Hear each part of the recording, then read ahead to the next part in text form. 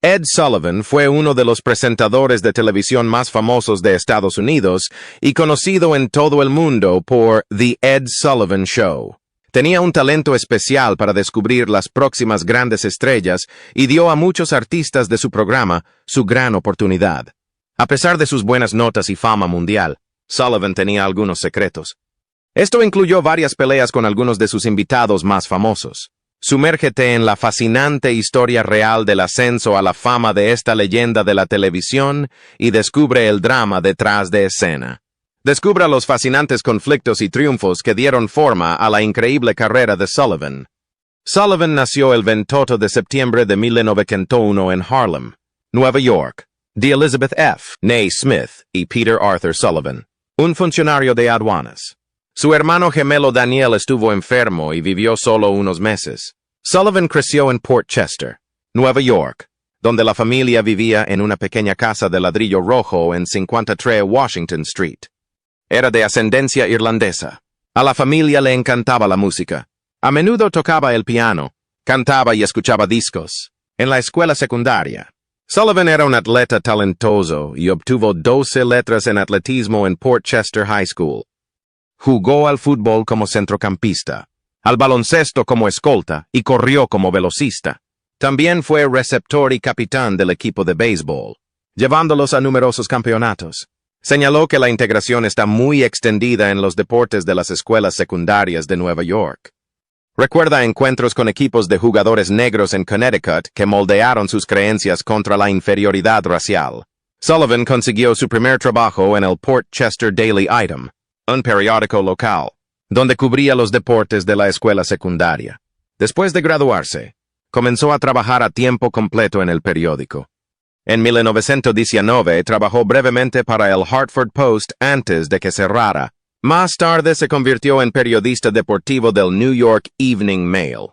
Cuando cerró en 1923, Sullivan ocupó varios puestos en los medios de comunicación en Associated Press, Philadelphia Bulletin, Morning World, Morning Telegraph, New York Bulletin y Leader. En 1927 se trasladó al New York Evening Graphic como editor de deportes y luego editor de deportes. Cuando Walter Winchell se unió al Daily Mirror en 1929, Sullivan se convirtió en columnista gráfico de Broadway. Más tarde se unió al New York Daily News y escribió la columna Little Old New York, que se centraba en los espectáculos de Broadway y los chismes. También informó noticias de entretenimiento en la radio. En 1933, Sullivan escribió la película Mr. Broadway y protagonizó la película, en la que llevaba al público a través de lugares de entretenimiento de Nueva York para conocer artistas y celebridades. Sullivan se convirtió en una figura poderosa en el mundo del espectáculo y en un rival de Winchell. Su base era el club nocturno El Morroco en Nueva York, frente al Stork Club de Winchell. Continuó escribiendo para el New York Daily News a lo largo de su carrera televisiva y su popularidad superó a la de Winchell. A finales de la década de 1960, elogió a Winchell en una entrevista para una revista, lo que condujo a una reconciliación entre ellos. A lo largo de su carrera, Sullivan ha trabajado en la industria del entretenimiento.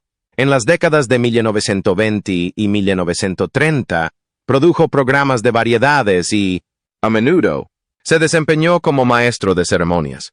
También presentó un programa de radio en el WABC original y presentó informes sobre beneficios para varias organizaciones benéficas.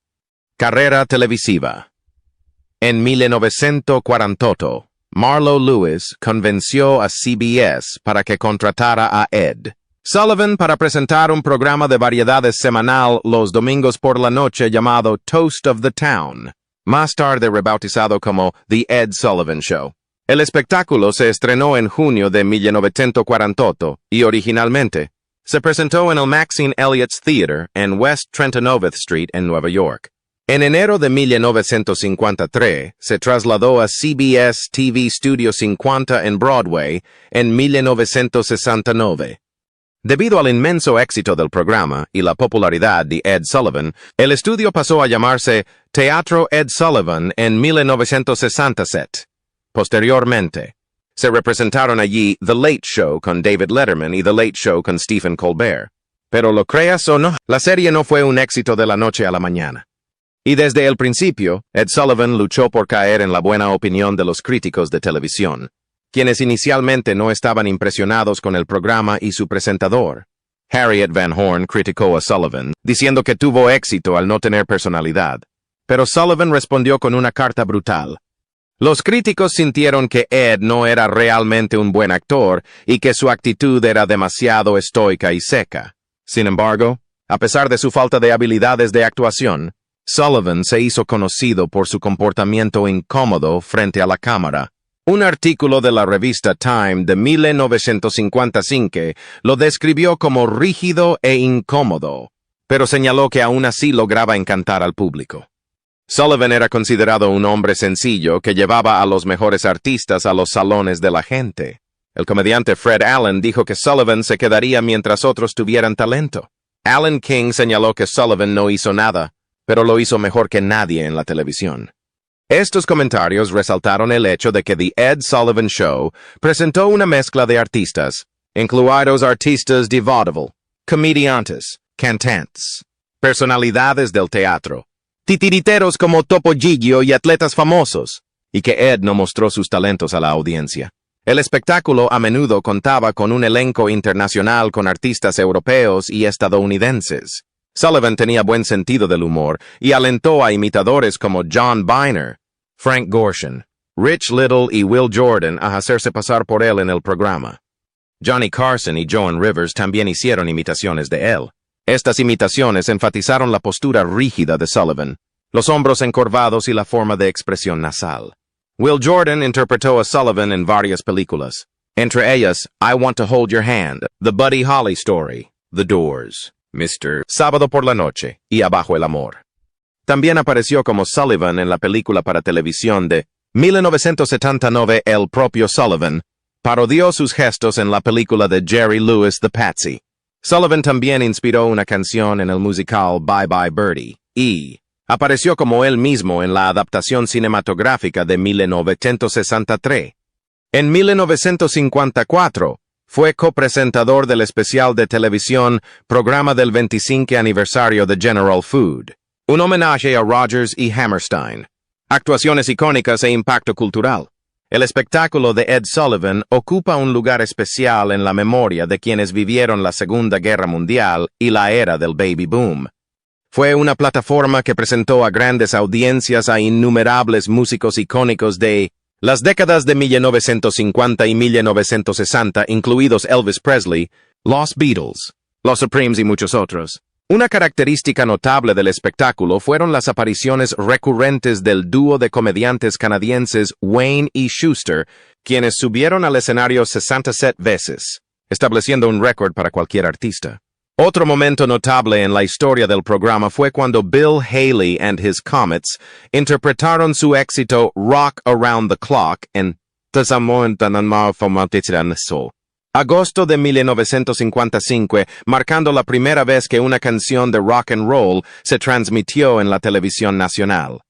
Uno de los muchos talentos presentados en el Ed Sullivan Show fue Itzhak Perlman, cuya primera actuación en 1950 a los 13 años no solo presentó la música clásica a un público más amplio, sino que también impulsó a Perlman a una nueva fama y un éxito que ha trascendido generaciones. Existir. Las apariciones de Elvis Presley en la serie son particularmente legendarias. A pesar de la desgana inicial del presentador Ed Sullivan, Presley hizo su debut el 9 de septiembre de 1956. Este fue un momento importante ya que Sullivan ya había prometido no dejar nunca a Presley en el programa. Sin embargo, bajo la presión de su rival Steve Allen, finalmente cedió y fichó a Presley. La primera aparición coincidió con la grabación de Presley de Love Me Tender, lo que llevó a los productores de Sullivan a volar a Los Ángeles para supervisar la transmisión. Mientras Sullivan se recuperaba de un accidente automovilístico casi mortal, Charles Laughton se hizo cargo esa noche. Las actuaciones de Presley fueron electrizantes. En su primera aparición cantó Don't Be Cruel y Love Me Tender, mostrando un lado diferente y más reservado que en sus anteriores apariciones en otros espectáculos. Contrariamente a la creencia popular, la actuación de Presley no fue censurada y estuvo a la vista durante todo el espectáculo. El impacto de la actuación de Presley fue enorme. La primera emisión obtuvo excelentes índices de audiencia y fue vista por un récord de 607 millones de espectadores, lo que la convirtió en uno de los eventos televisivos más vistos de su época. Presley regresó para 2 funciones más, el 28 de octubre de 1956 y el 6 de enero de 1957, cada una de las cuales atrajo a millones de espectadores. A pesar de los elogios públicos de Sullivan hacia Presley, los relatos detrás de escena sugieren un estado de ánimo diferente. Presley afirmó en una entrevista de 1969 que Sullivan expresaba opiniones menos favorables entre bastidores. Sin embargo, sus actuaciones solidificaron su estatus como ícono cultural y dejaron una marca indeleble en la historia de The Ed Sullivan Show. En los años posteriores a la actuación de Presley, Sullivan intentó volver a contratarlo, pero las negociaciones fracasaron debido a las exigentes demandas de Presley. Sin embargo, el legado de Presley en el programa de Ed Sullivan sigue siendo un testimonio duradero de su influencia e impacto en la cultura popular. Al diversificar el panorama musical, Ed Sullivan quería llegar a una amplia audiencia y, a menudo, chocaba con estrellas como Frank Sinatra por sus decisiones de contratación. Rompió barreras culturales interpretando bailarines soviéticos y números que atrajeron al público joven. En la década de 1960, su espectáculo contó con músicos que simbolizaban la contracultura, como Sly and the Family Stone, Janis Joplin, The Rolling Stones y The Doors. En particular, el cantante de Doors, Jim Morrison, ignoró la solicitud del programa de cambiar la sugerente letra de Light My Fire durante su presentación en vivo. Sullivan también era conocido por apoyar a artistas afroamericanos, se niega a ceder ante patrocinadores racistas y desempeña un papel importante en la diversificación de los medios estadounidenses. En su show contó con The Temptations, Stevie Wonder, The Jackson 5, Marvin Gaye y The Supremes, una de sus bandas favoritas. Pearl Bailey apareció en su programa casi 20 veces. Otros clientes habituales incluyeron a la estrella de ópera Robert Merrill y al comediante Myron Cohen. A pesar de su comportamiento algo incómodo, Sullivan se convirtió en un ícono mediático y tenía buen sentido del humor. También apareció en películas como Bye Bye Birdie y The Singing Nun. Las contribuciones de Sullivan a la televisión y la música lo han convertido en una figura importante en la industria del entretenimiento. Presh Special. Pionero en derribar las barreras raciales en la televisión. Dice que Sullivan, nacido en una comunidad étnicamente diversa en Nueva York, nunca permitió que la raza o la religión influyeran en su visión de la humanidad. Como columnista de un periódico, Sullivan escribió sobre cuestiones que afectan a la comunidad negra. A menudo apoyaba causas negras, como cuando a un equipo negro no se le permitía jugar en una ciudad. Tomó medidas cuando vio injusticia contra los negros. Las habilidades de escritura de Sullivan lo llevaron a escribir una columna en Broadway. Le encantaba la vida nocturna. Frecuentaba clubes nocturnos. Veía a varios artistas y tenía pasión por el vaudeville. En 1942 produjo The Harlem Cavalcade, una revista de vaudeville con un elenco totalmente negro. Como único productor blanco, pagó de su propio bolsillo para mantener la serie después de su fracaso. Sullivan formó relaciones con artistas negros que luego aparecieron en el Ed Sullivan Show. En los primeros días del programa, estrellas de vaudeville en blanco y negro actuaban por poco dinero para apoyar a Sullivan. Aunque la serie tuvo éxito en la década de 1960, Sullivan continuó interpretando a estas estrellas, sabiendo que una sola aparición podría ayudarlas económicamente. Esta lealtad era una parte importante de su carácter. Presh Special reveló que la actitud sincera de Sullivan finalmente lo llevó al éxito. Su programa llegó a 75 millones de estadounidenses todos los domingos por la noche. El primer episodio se emitió el 20 de junio de 1948 y los primeros presentadores negros, Billy Kenny y The Ink Spots, aparecieron el 27 de junio de 1948. También estuvieron presentes estrellas como Diana Ross, Harry Belafonte, James Brown y Diahann Carroll, rompiendo sutilmente las barreras raciales. En otra entrevista, Harry Belafonte reveló que cree que la serie jugó un papel crucial en el movimiento de derechos civiles. Esto ayudó a cambiar la percepción que Estados Unidos tenía de los negros. Cuando aparecieron en televisión imágenes de abusos y protestas en el sur, los espectadores ya habían visto a negros fuertes, talentosos y dignos en el programa de Sullivan. Este contraste hizo que fuera más difícil deshumanizar a los negros, a pesar de las cartas airadas y las amenazas de los espectadores y patrocinadores. Él permaneció ileso. Besó a Pearl Bailey. Estrechó la mano de Nat King Cole y mostró afecto por Sarah Vaughan a pesar de la reacción negativa. Un locutor de Alabama incluso instó a los espectadores a dejar de ver el programa, y Ford Motors amenazó con retirar su patrocinio. Pero Sullivan no cambió su enfoque. Sullivan trató a los artistas negros con dignidad y respeto e instó a Estados Unidos a hacer lo mismo. Era su manera de provocar un cambio en la sociedad. Vida personal. Sullivan estuvo una vez comprometido con Sybil Bauer, una famosa nadadora.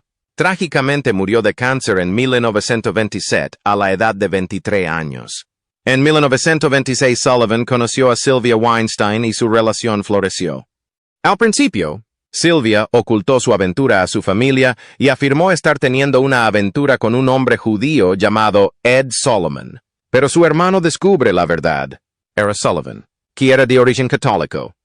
Su familia desaprobaba firmemente sus diferentes creencias, lo que llevó a una pausa de 3 años en su relación. Sin embargo, superaron las objeciones de su familia y se casaron el 28 de abril de 1930 en una modesta ceremonia en el ayuntamiento. Poco después, Sylvia dio a luz a su hija, Elizabeth, en honor a la difunta madre de Sullivan, que había fallecido ese mismo año. Más tarde, Elizabeth se casó con Bob Precht, productor del Ed Sullivan Show. En 1944, los Sullivan se trasladaron al Hotel del Mónaco después de vivir mucho tiempo en el Hotel Astor de Times Square. Alquiló una suite adyacente y la usó como espacio de trabajo hasta que finalmente se canceló el Ed Sullivan Show en 1971. Después de cada programa, Sullivan regularmente le pedía comentarios a su esposa y la contactaba de inmediato. Su vida social incluía viajes regulares a lugares famosos de Nueva York como el Stork Club, Danny's Hideaway y Jimmy Kelly's. El círculo de conocidos de Sullivan abarcaba desde celebridades hasta presidentes estadounidenses en ejercicio, e incluso tuvo el privilegio de conocer a papas. Sylvia jugó un papel crucial en la gestión de las finanzas de Sullivan. Lamentablemente falleció el 6 de marzo de 1973 a causa de una rotura de aorta. Controversia del show de Ed Sullivan. Los Doors fueron excluidos del show de Ed Sullivan después de una actuación que no cumplió con las pautas del programa. Aunque la elección para este programa familiar era poco probable, los Doors fueron invitados a interpretar su sencillo Light My Fire. Sin embargo, surgió controversia debido a la letra de la canción, particularmente la línea Girl, couldn't get much higher, que hacía referencia al consumo de drogas. Un productor le pidió al grupo que cambiara la frase por chica. No podríamos hacerlo mucho mejor. Sin embargo, aunque el cantante Jim Morrison estuvo de acuerdo inicialmente, finalmente cantó la letra original durante el programa. Esta decisión ignoró la solicitud del productor y enfureció a los productores del programa, lo que resultó en un cierre comercial inmediato y la cancelación de futuras presentaciones programadas del grupo. La aparición de Bo Diddley en el show de Ed Sullivan en 1955 también terminó en controversia. Ten cuidado con la tecnología. Bo originalmente planeó interpretar su propia canción, pero Sullivan le pidió que interpretara otra. Aunque inicialmente estuvo de acuerdo, Diddley finalmente cantó su canción original, lo que enfureció a Sullivan.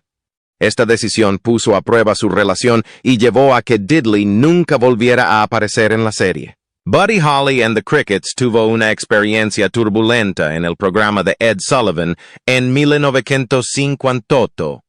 Bueno, Dios mío, con Buddy Holly y sus Crickets. Estaban programados para interpretar 2 canciones, pero encontraron resistencia cuando Sullivan pidió reemplazar una de sus canciones por otra. Holly se negó, lo que provocó tensión entre él y Sullivan. Durante el espectáculo, Sullivan intentó sabotear a la banda pronunciando mal el nombre de Holly y apagando el micrófono de su guitarra.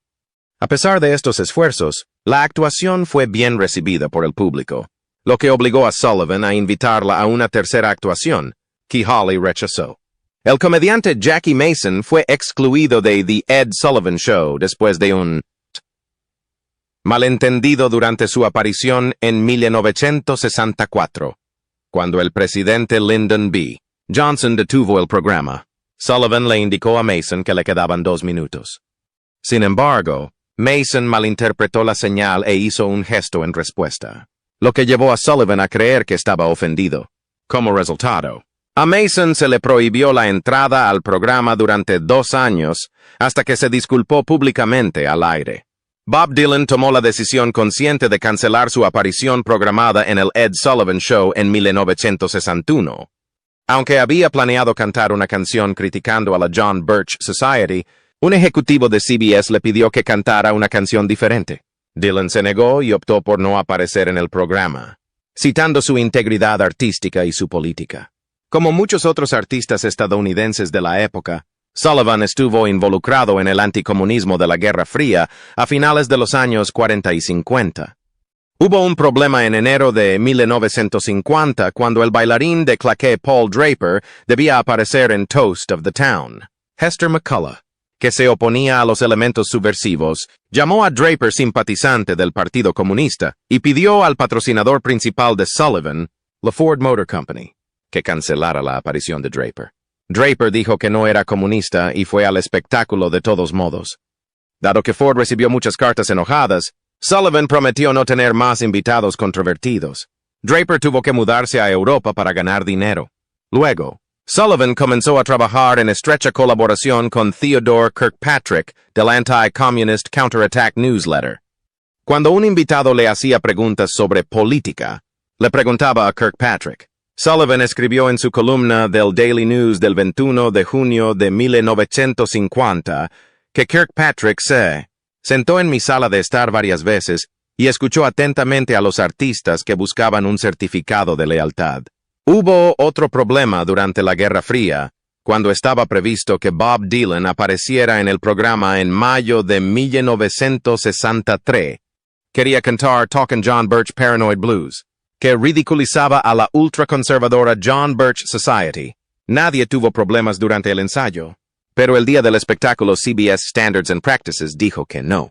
Tenían miedo de ser demandados porque afirmaban que la empresa se parecía a Adolf Hitler. Le pidieron a Dylan que cantara otra canción, pero dijo que preferiría no actuar en absoluto. Posteriormente, la historia atrajo una gran atención y Sullivan criticó la decisión de la cadena. Sullivan también violó normas y prácticas en 1956. Ingrid Bergman, que no había estado en Hollywood desde 1950 debido a una escandalosa historia de amor, consideró regresar para una película llamada Anastasia. Sullivan pensó que a la gente le gustaría volver a verla, así que la invitó al programa y voló a Europa para filmar una entrevista con ella, Yul Brynner y Helen Hayes. Pero a su regreso, estándares y prácticas dijeron que no podría asistir al programa, ni en vivo ni durante la entrevista. Más tarde, Bergman ganó un Oscar por su papel en Anastasia y la gente lo perdonó. Durante su viaje por el estrellato de Hollywood, Ed Sullivan logró convertirse en una celebridad en Hollywood a pesar de los desafíos y los logros no siempre impresionantes. Su encanto único provenía de la timidez y la torpeza, rasgos que lo hacían más reconocible que otros presentadores de televisión de los años 1960. A pesar de estas rarezas, la carrera de Sullivan despegó y recibió una estrella en el famoso Paseo de la Fama de Hollywood. También ha ganado numerosos premios prestigiosos en Hollywood a lo largo de los años, consolidando su estatus como ícono del entretenimiento. Aunque han pasado más de 5 décadas desde su muerte, su influencia todavía se siente en todo Hollywood. Muchos programas de entretenimiento actuales filman los lugares donde The Ed Sullivan Show alguna vez cautivó al público. Además, el teatro que albergó el espectáculo de Sullivan pasó a llamarse Teatro Ed Sullivan en su honor, un testimonio de su influencia duradera en la industria. Personajes famosos como David Letterman y Stephen Colbert han aparecido en el escenario del Teatro Ed Sullivan, continuando el legado de entretenimiento establecido por Sullivan. A pesar de conflictos ocasionales con los invitados, Sullivan siguió siendo recordado con cariño por quienes lo conocieron personalmente. Sus colegas lo describieron como una persona de buen corazón y sugirieron que su actitud de confrontación en pantalla se debía a inseguridades personales más que a malicia. Antes de cada programa, Sullivan sentía una mezcla de emoción y nerviosismo, un testimonio de su compromiso de hacer que cada episodio fuera memorable. A pesar de estos sentimientos, permaneció en el cargo durante 22 años, consolidando su estatus como una de las personalidades televisivas más destacadas de su tiempo. Luego de su retiro, su legado continuó a través de anécdotas y relatos detrás de escena de su famoso programa. En particular, su decisión de incluir a Elvis Presley en el programa, a pesar de las reservas iniciales, marcó un momento crucial en la historia del rock and roll. La plataforma de Sullivan proporcionó una plataforma de lanzamiento para innumerables aspirantes a artistas y solidificó su lugar en la historia del entretenimiento. El Ed Sullivan Show fue uno de los programas de televisión más antiguos y vistos de Estados Unidos. El programa duró 4 décadas y contó con las estrellas más brillantes de cada época, dejando una marca indeleble en la cultura pop estadounidense. Sin embargo, a principios de la década de 1970, la audiencia comenzó a disminuir, lo que finalmente llevó a la cancelación de la popular serie. A pesar de su retirada, su ausencia del centro de atención duró poco. Regresó brevemente a la televisión antes de su muerte en 1974, dejando un legado que continúa inspirando a generaciones de artistas en la actualidad. Fallecido. En el otoño de 1965, CBS inició una nueva era al introducir el color en su programación semanal. Uno de esos programas fue el legendario Sullivan Show, transmitido en vivo en las zonas horarias central y oriental, y grabado para su posterior transmisión en las zonas horarias del Pacífico y de las montañas. Con el tiempo, se publicaron extractos del programa en videos caseros y en el canal oficial de YouTube de The Ed Sullivan Show, preservando su legado para las generaciones venideras. Con el paso de los años, la popularidad del Sullivan Show comenzó a decaer. En 1971, los ratings del programa habían caído tanto que CBS decidió cancelarlo, junto con varios otros programas de larga duración, durante la temporada 1970. 1971, un periodo conocido más tarde como la purga rural. Esta decisión desanimó a Ed Sullivan, el presentador del programa. Se negó a continuar presentando el programa durante los 3 meses restantes de su ejecución programada. Se emitieron reposiciones en su ausencia y culminaron con un episodio final sin él en junio.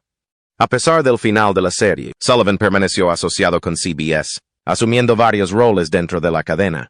Regresó en junio de 1973 para presentar un especial del 25 aniversario que destacó el impacto duradero de su carrera.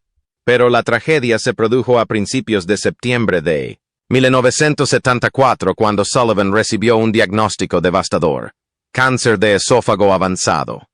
Dado el deterioro de su salud, los médicos dieron pocas esperanzas de recuperación, lo que obligó a su familia a tomar una decisión difícil.